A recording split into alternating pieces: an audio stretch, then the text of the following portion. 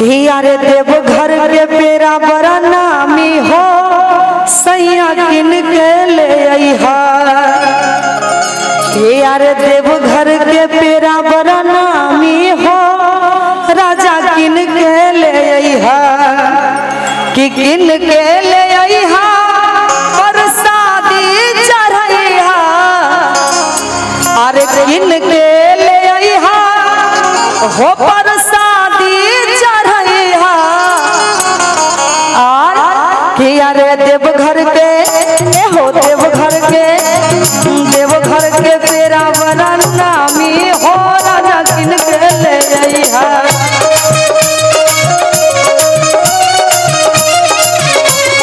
देवघर के पेरा बड़ा नामी हो राजा किन के ले अइहा।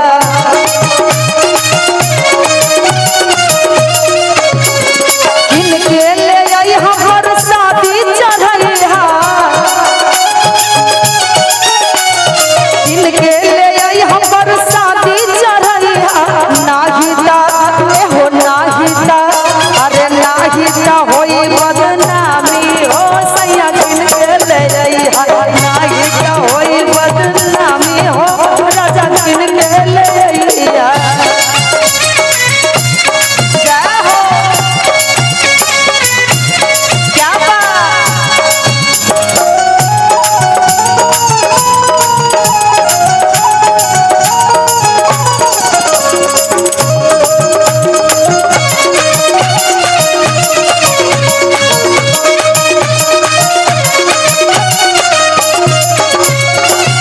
औरतिया कहती है कि देवघर के एक एक चीज मुझे बहुत पसंद पड़ता है।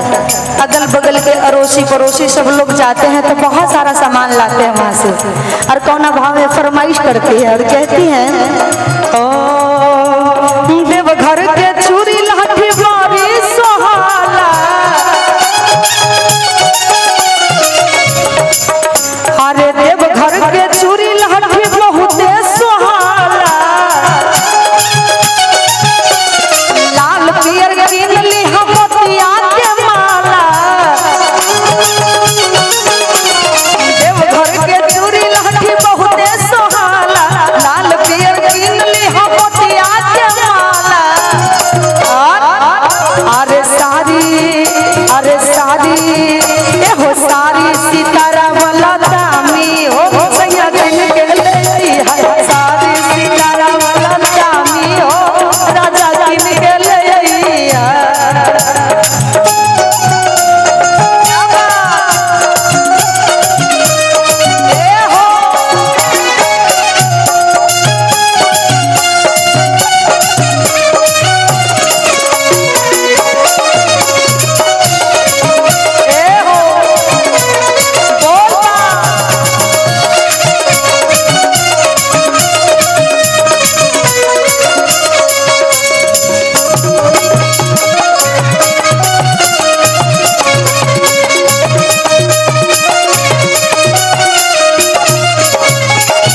औरतिया कहती है कौनभा में कि हमरे लिए जब चूड़ी लहठी लाइएगा तो घर में दूगो बबुआ है देखेगा तो बहुत रोएगा और कहेगा कि मम्मी आपके लिए इतना सारा सामान लाए हैं पापा देवघर से तो मेरे लिए क्या लाए हैं। तो इसलिए फरमाइश करती हैं बबुआ के लिए। कहती हैं कौनभा में अरे बबुआ ने कीन लिहा घुंघरू वाला बाला।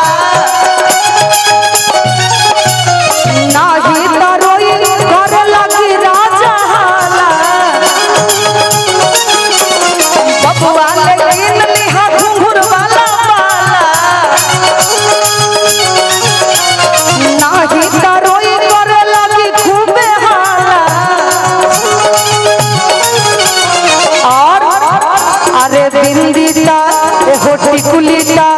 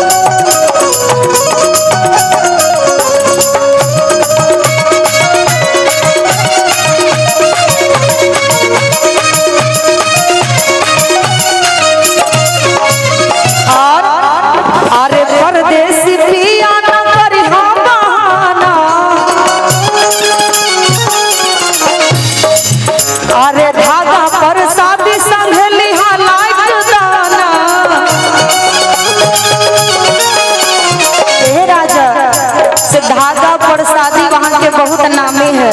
लाइट दाना का मतलब समझते हैं ना, प्रसादी का ही एक लाइट दाना नाम है इसलिए। परदेसी पिया